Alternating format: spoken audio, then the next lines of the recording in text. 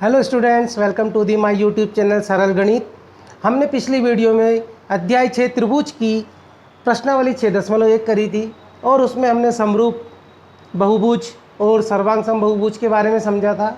अगर आप पिछली प्रश्नावली देखना चाहते हैं तो आप डिस्क्रिप्शन में मेरी लिंक है, उस पर आप इजीली देख सकते हैं। आज हम प्रश्नावली 6.2 करेंगे। उसके लिए पहले हमें कुछ देखना पड़ेगा, कुछ समझना पड़ेगा, और वो ये है त्रिभुज की समरूपता की शर्त। त्रिभुज की समरूपता की शर्त, हमने बहुभुज की समरूपता की शर्त देखी थी। आज हम त्रिभुज की समरूपता की शर्त देखेंगे। कोई फ़र्क नहीं है, कोई ज़्यादा डिफरेंस नहीं है। वहाँ बहुभुज बोल रहे थे, अब यहाँ हम त्रिभुज यूज़ करेंगे।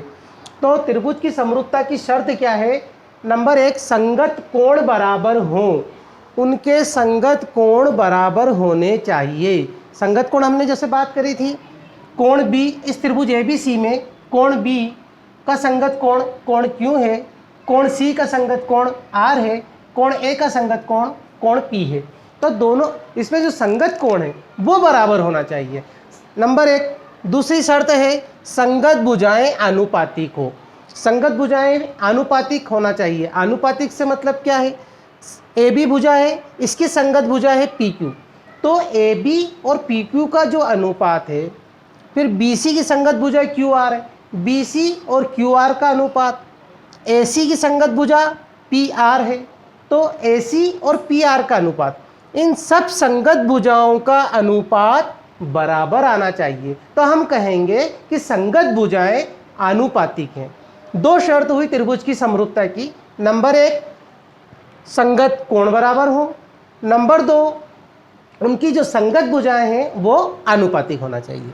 आनुपातिक से मतलब है, अगर यहाँ पर हम देखें, इस दो त्रिभुज की बात करें ABC और PQR, इस त्रिभुज AB की संगत भुजा PQ है, तो हम AB और PQ का अनुपात निकालते हैं। AB का मान 3 है, PQ का मान 6 है। अगर ये कट रहे हैं तो काट दीजिए, 3 एकम 3, 3 दूनी 6, तो 1/2। AB बटे PQ का मान 1/2 आया। अब हम BC की संगत भुजा QR है, इनका अनुपात निकालेंगे। तो BC और QR का हम अनुपात निकालेंगे। BC का मान 2 है, QR का मान 4 है, ये भी कट रहा है, 2 एकम 2, 2 दूनी 4, तो ये भी 1/2 आया। इसी प्रकार हम AC और PR इनका अनुपात निकालेंगे। AC बटे PR, AC का मान 3 है, PR का मान 6 है, इनका जब हम अनुपात निकालेंगे 3 एकम 3, 3 दूनी 6, वो भी 1/2।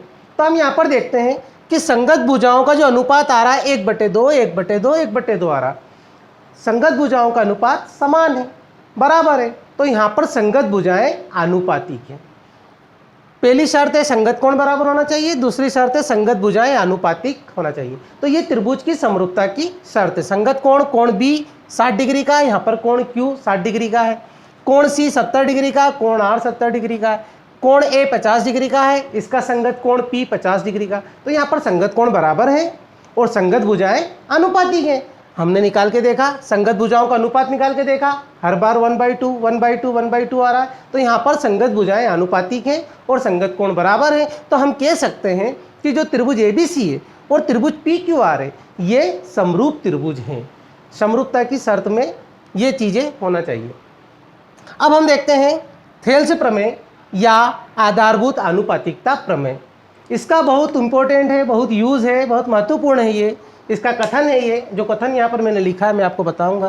पहले आप कथन समझिए, उसके बाद हम इसको समझते हैं कि ये पूरा क्या है। कथन क्या कहता है?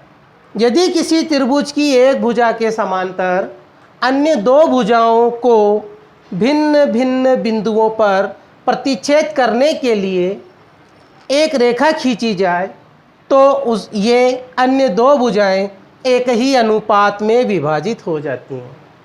कथन जो कह रहा है थेल्स प्रमेय का या आधारभूत आनुपातिकता प्रमेय का कथन ये कह रहा है, यदि किसी त्रिभुज की एक भुजा के समांतर, हमारे पास एक त्रिभुज है ABC, तो मान लीजिए हमने इसकी एक भुजा ले ली BC। इस BC के समांतर यदि किसी त्रिभुज की एक भुजा के समांतर अन्य दो भुजाओं को भिन्न भिन्न बिंदुओं पर प्रतिच्छेद करने के लिए, अन्य दो भुजाएं कौन सी है? हम कर रहे हैं BC की बात, BC के समांतर हम एक रेखा खींचेंगे, तो अन्य दो भुजा बची AB और AC।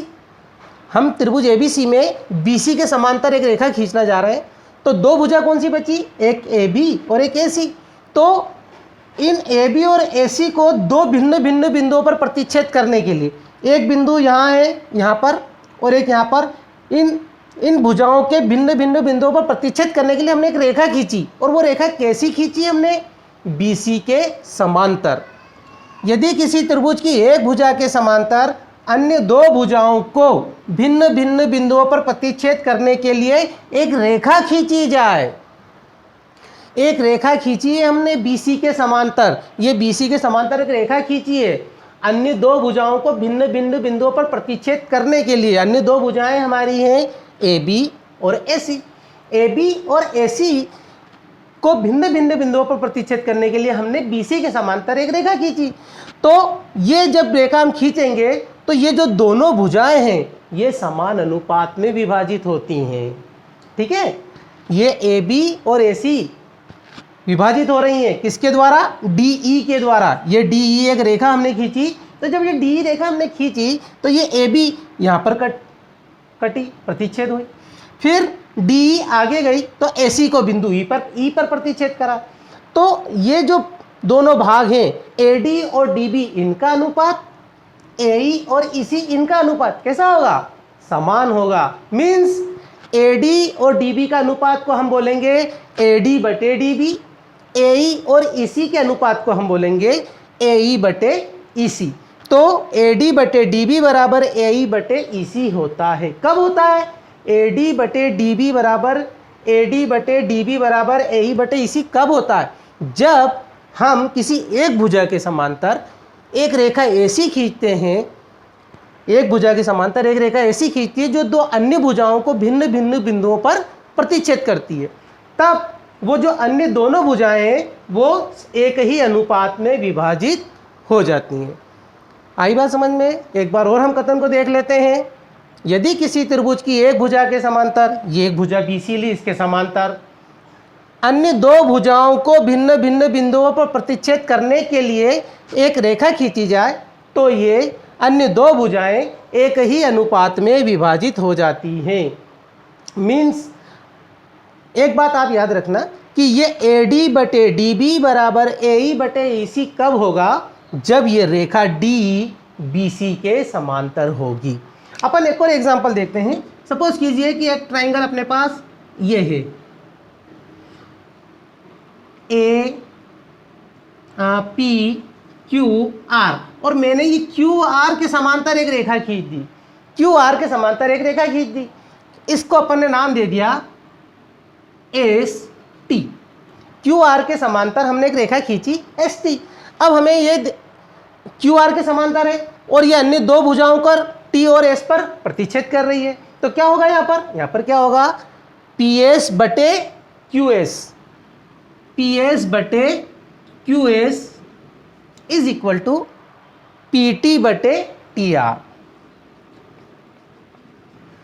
जिस भी त्रिभुज में अगर आपको किसी एक भुजा के समांतर एक रेखा दिखती है तो हम उस इस थेल्स प्रमेय से इनको बराबर कर सकते हैं, समान अनुपात में विभाजित कर सकते हैं। और ये किससे होता है, ये थेल्स प्रमेय से होता है या फिर आधारभूत आनुपातिकता प्रमेय से। तो यहाँ पर हमने चैप्टर 6.2 एक्सरसाइज स्टार्ट करने से पहले त्रिभुज की समरूपता की शर्त देखी और थेल्स प्रमेय या फिर आधारभूत आनुपातिकता प्रमेय देखी। अब हम एक्सरसाइज 6.2 स्टार्ट करते हैं। देखिए हम देखते हैं सवाल नंबर 1। संलग्न आकृति 6.1 और 2 में DE समांतर BC है। आकृति 1 में EC और आकृति 2 में AD ज्ञात कीजिए।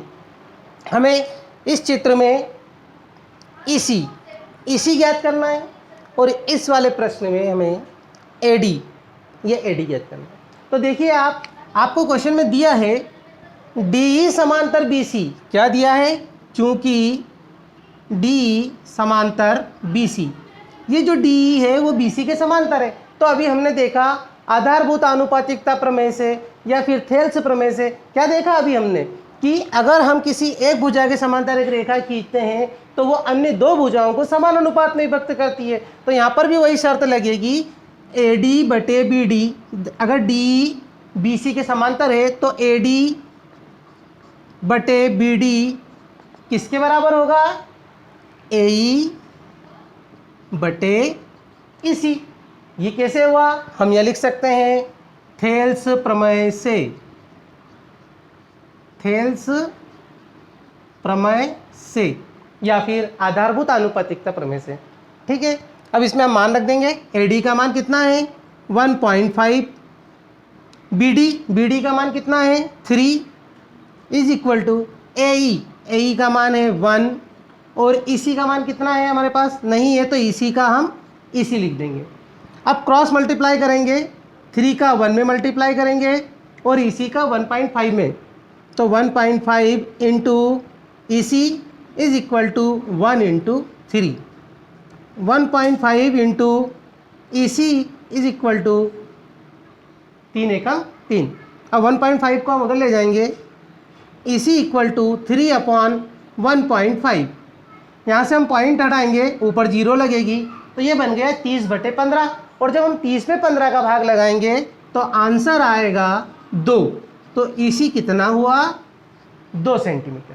ठीक है, अब हम दूसरा क्वेश्चन देखते हैं इसी का। इसमें हमें AD का मान ज्ञात करना। यहाँ पर भी वही शर्त है, BC के समांतर DE है, तो हम क्या करेंगे इसमें, चूंकि DE समांतर है BC के, और जब DE BC के समांतर हैं तो ये भुजाओं का अनुपात बराबर होगा। मीन्स AD बटे BD बराबर AE बटे EC। यहाँ हम लिख देंगे थेल्स प्रमेय से, या फिर आधारभूत आनुपातिकता प्रमेय से। अब क्या मान रख दीजिए, AD का मान है क्या? नहीं है, तो AD का AD। BD का मान 7.2, AE 5, AE है 1.8, और EC का मान है 5.4। चलिए क्रॉस मल्टीप्लाई गुणा होगा, 5.4 का AD में करेंगे, AD गुणित 5.4, और यहाँ हो जाएगा 1.8 गुणित 7.2। 7.2 का गुणा 1.8 में, और इसका गुणा इधर। AD बराबर 1.8 गुणित 7.2 बटे 5.4। 5.4 को वापस हम इधर बटे में लाए, दशमलव से दशमलव हट गई एक, तो ये बन गया 18/54। और 18 को अपन काटेंगे 18 से, 18 एकम 18, 18 तिया 54, तो 7.2/3। AD बराबर 7.2/3। अब 7.2 में आप 3 का भाग लगाएंगे तो हमें मिल जाएगा 2.3 दूना 6 बचा 1, 3 चौक 12, तो 2.4 सेंटीमीटर हमारा आंसर AD का। तो अब हम प्रश्न 2 को स्टार्ट करने से पहले थेल्स प्रमेय जो हमने पढ़ी थी, अब उसका विलोम देखते हैं। थेल्स प्रमेय का विलोम क्या होता है? यदि एक रेखा किसी त्रिभुज की दो भुजाओं को एक ही अनुपात में विभाजित करे तो वह तीसरी भुजा के समांतर होती है। जैसे हमारे पास एक त्रिभुज ABC है, हमने क्या करा, यहाँ पर एक रेखा खींची जो इस AB और AC को समान अनुपात में विभाजित कर रही है। इस बार हमने पहले समांतर नहीं लिए कि ये BC के समांतर DE, हमने केवल एक भुजा, एक लाइन ऐसी खींची, एक रेखा ऐसी खींची है जो AB को और AC को समान अनुपात में विभाजित करती है। देखिए कैसे, AD बटे DB, ये AD और DB का अनुपात बराबर AE और EC का अनुपात। तो ये अगर अनुपात बराबर है तो ये जो DE रेखा है ये इस BC के समांतर होगी। ठीक है, क्या होता है इसमें थेल्स प्रमेय का विलोम में, यदि एक रेखा किसी त्रिभुज की दो भुजाओं को एक ही अनुपात में विभाजित करे, वो रेखा कौन है यहाँ पर? DE। यदि एक रेखा त्रिभुज की दोनों भुजाओं को एक ही अनुपात में विभाजित करे, ये एक ही अनुपात में विभाजित करे, तो वह रेखा तीसरी भुजा के समांतर होती है। तो DE समांतर होगा BC के। कहने का मतलब डी बी सी के समांतर कब होगा, ये डी बी सी के समांतर कब होगा, जब ए डी बटे बी डी बराबर ए ई बटे ई सी हो। ए डी और बी डी का अनुपात और ए ई और ई सी का अनुपात अगर बराबर होगा तो ही हम कहेंगे कि डी ई समांतर है बी सी के। अब हम चलते हैं प्रश्न क्रमांक 2 की ओर। प्रश्न क्रमांक 2 है, किसी त्रिभुज पी क्यू आर की भुजाओं पी क्यू और पी आर पर क्रमशः बिंदु ई और एफ स्थित हैं। एक त्रिभुज है पी क्यू आर, एक त्रिभुज पी क्यू आर है और इनकी भुजा पी क्यू पर एक बिंदु ई है और पी आर पर एक बिंदु एफ है। प्रश्न के अनुसार हम काम कर रहे हैं। निम्नलिखित में से प्रत्येक स्थिति के लिए बताइए कि क्या ई एफ समांतर है क्यू आर के। हमें बताना है कि ये ई एफ क्यू आर के समांतर है या नहीं। अब उन्होंने क्वेश्चन में क्या दिया, फर्स्ट क्वेश्चन में हमें दिया है पी बराबर 3.9 सेंटीमीटर, पी की वैल्यू दी है 3.9 centimetre, E Q 3 centimetre, E Q की वैल्यू दी है 3 centimetre, P F 3.6 centimetre, P F की वैल्यू 3.6 सेंटीमीटर और एफ आर की वैल्यू दी है 2.4 सेंटीमीटर। हमें इन सारे रेखाखंड P E Q P F R इन सब की हमें मान दे रखे हैं और हमें बताना है कि क्यू आर ई एफ के समांतर है या नहीं। तो मैंने अभी आपको बताया, आप इनका अनुपात निकाल लीजिए। अगर अनुपात बराबर आता है तो हम कहेंगे कि क्यू आर समांतर है ई एफ के। तो देखते हैं हम किसका अनुपात निकालेंगे, पी ई बटे ई क्यू, पी ई बटे ई क्यू। तो पी ई का मान कितना है हमारे पास 3.9, ई क्यू का मान रख दीजिए 3। यहाँ से हम पॉइंट हटा देंगे तो नीचे 0 लग जाएगी, ये बन गया 39 बटे 30। इन दोनों का अगर हम 3 से कट करें, 3 एकम 3, 3 तिया 9, 3 धाम 30, तो 13 बटे 10 आया। इसका अनुपात 13 बटे 10 आया। अब हम उधर का अनुपात निकालते हैं पी एफ और एफ आर का। तो P F upon F R is equal to, P F का मान 3.6 और एफ आर का मान 2.4। यहाँ पे पॉइंट से पॉइंट, दशमलव से दशमलव कट जाएगी, 36 बटे 24। 36 और 24 दोनों को हम 12 से काट देते हैं, 12 तिया 36, 12 दूनी 24, तो 3 बटे 2। आप क्या देख रहे हो कि इस भुजा का अनुपात और इस भुजा का अनुपात अलग अलग आया। हम लिख देंगे चूंकि पी ई बटे ई क्यू बराबर नहीं है पी एफ बटे एफ आर के, इनका अनुपात और इनका अनुपात बराबर नहीं आया। इसका मान 13 बटे 10 आया, इसका मान 3 बटे 2 आया, इसलिए ये ई एफ क्यू आर के समांतर नहीं है।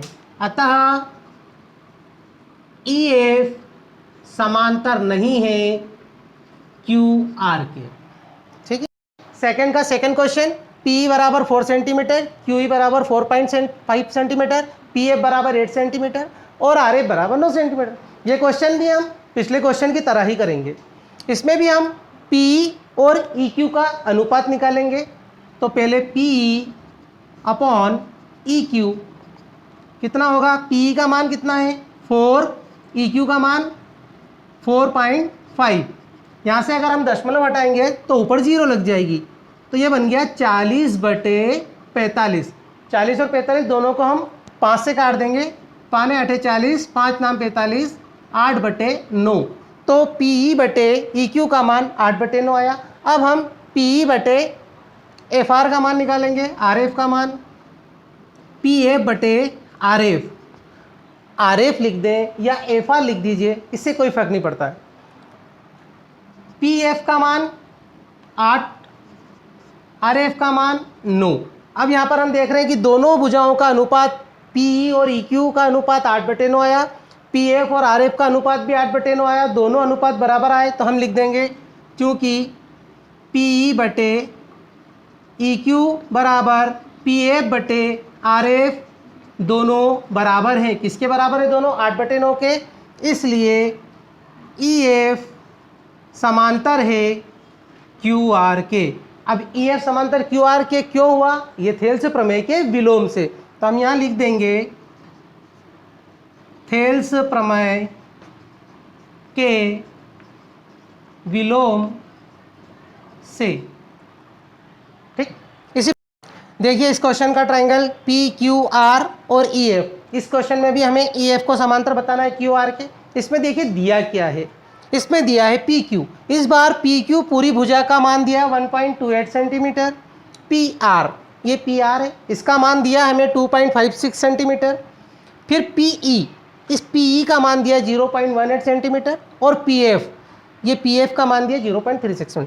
इस बार हमारे पास क्यू ई का मान नहीं है, तो हम चाहें तो क्यू ई का मान भी निकाल सकते हैं, या फिर अगर हमें अनुपात निकालना है तो हम पी क्यू बटे पी ई का अनुपात भी निकाल सकते हैं। इसी प्रकार उधर भी पी आर बटे पी एफ का अनुपात निकाल सकते हैं। देखते हैं पी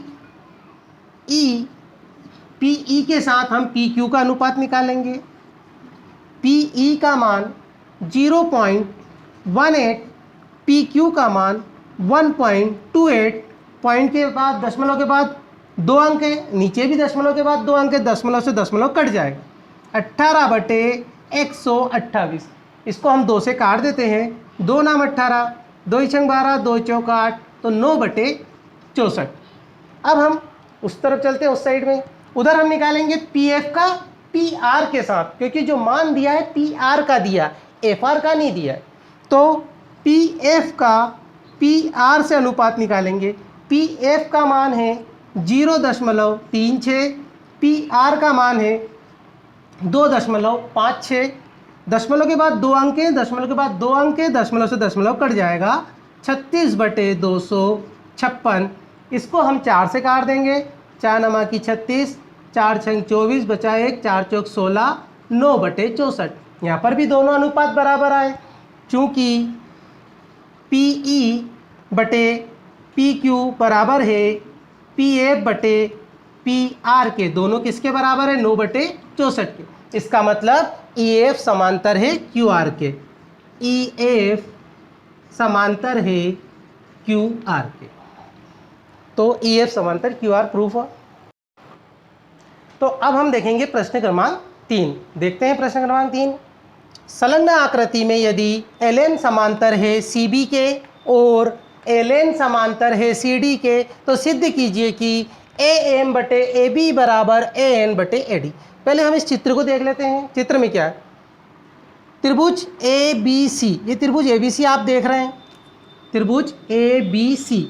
इस त्रिभुज ए बी सी में इस बी सी के समांतर एम एल है, बी सी के समांतर एम एल है। और अभी हमने देखा था कि अगर BC के समांतर इस भुजा के समांतर कोई रेखा है तो वो अन्य दोनों भुजाओं को समान अनुपात में विभाजित करती है थेल्स प्रमेय से।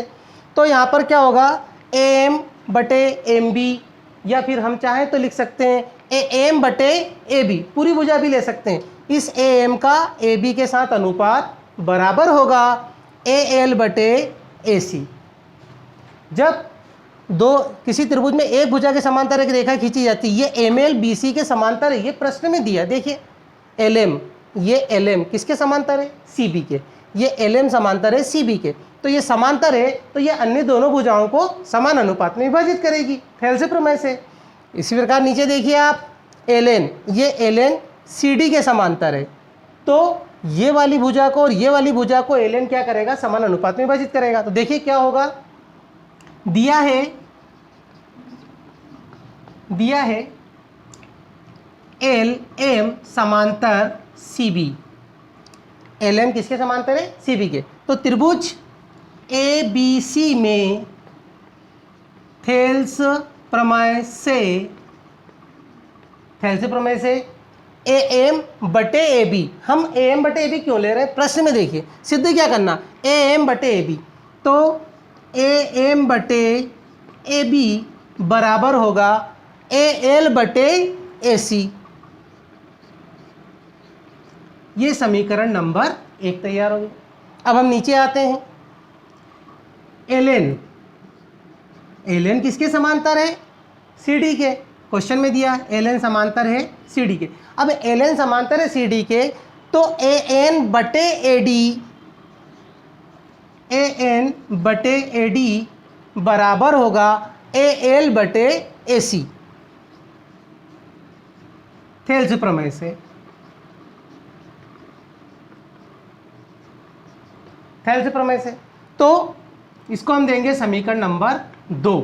अब समीकरण 1 और 2 में देखिए आप, समीकरण 1 की आरएचएस AL/AC, समीकरण 2 की आरएचएस AL/AC, दोनों की आरएचएस सेम है, तो LHS भी सेम होगी, इक्वल होगी, बराबर होगी। समीकरण 1 और 2 से कौन कौन बराबर होंगे? LHS, LHS में है AM/AB, इधर LHS में AN/AD, तो AM/AB बराबर होगा AN/AD के, और यही हमें सिद्ध करना था, इसी प्रश्न में यही सिद्ध करना था, AM/AB बराबर AN/AD।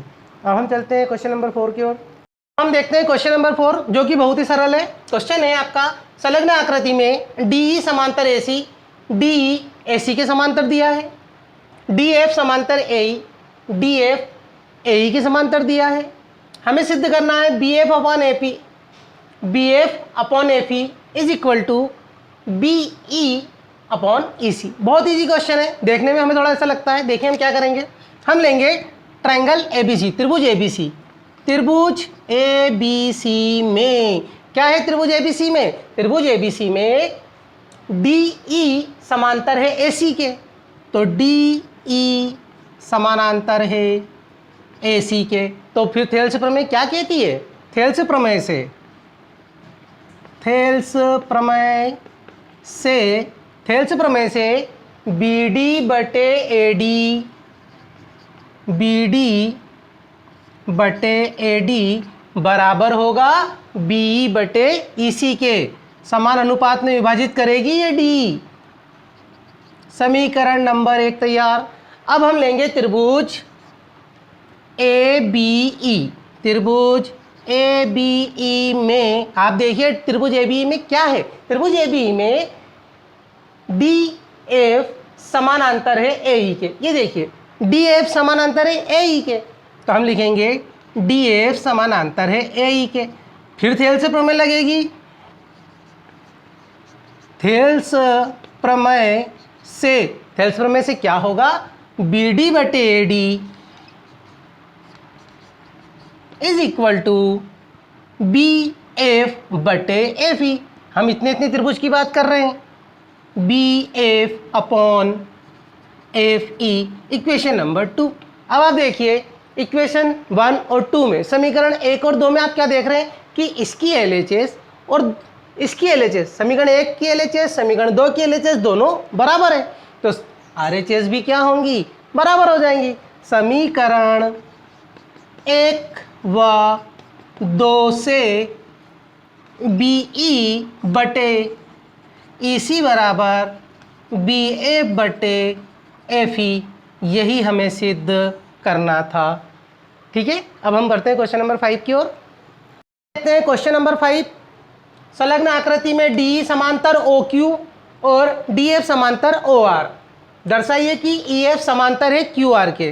तो आप देखिए इसमें DE समांतर OQ, ये जो DE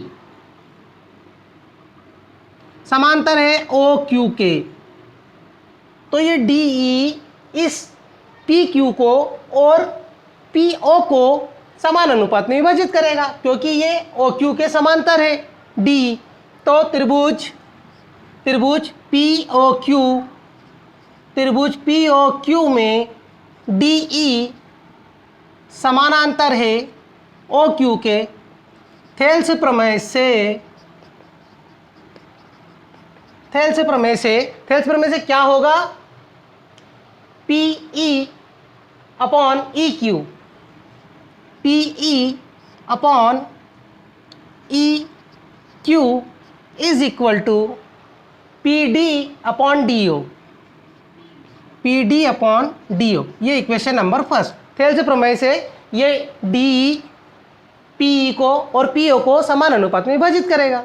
अब हम देखते हैं त्रिभुज इधर वाला POR। त्रिभुज POR में क्या समांतर है? आप देखें DF, ये DF समांतर है OR के। DF समांतर OR। थेल्स प्रमेय से क्या होगा बेटा? थेल्स प्रमेय से ये होगा इसमें कि P F upon F R, P F upon F R is equal to P D upon D O. Equation number 2, समीकरण नंबर 2। फिर समीकरण 1 की RHS और समीकरण 2 की RHS इक्वल है, बराबर है, इसलिए इनकी LHS भी बराबर होगी। समीकरण 1 व 2 से PE अपॉन EQ बराबर PF अपॉन FR। अब आप देखिए इसमें PE अपॉन EQ बराबर PF अपॉन FR आया, PE अपॉन EQ बराबर PF अपॉन FR। ये जो भुजाओं का अनुपात और इन भुजाओं का अनुपात बराबर आ रहा है, तो थेल्स प्रमेय का विलोम क्या कहता है? अगर अनुपात बराबर है तो ये जो EF है ये QR के समांतर होगा। तो हम यहाँ लिखेंगे EF PQ व PR को समान अनुपात में विभाजित करता है, और जब EF PQ और PR को समान अनुपात में विभाजित करेगा तो इसका मतलब थेल्स प्रमेय के विलोम से EF और QR समांतर होंगे। अतः EF समानांतर होगा QR के, और यही हमें सिद्ध करना था।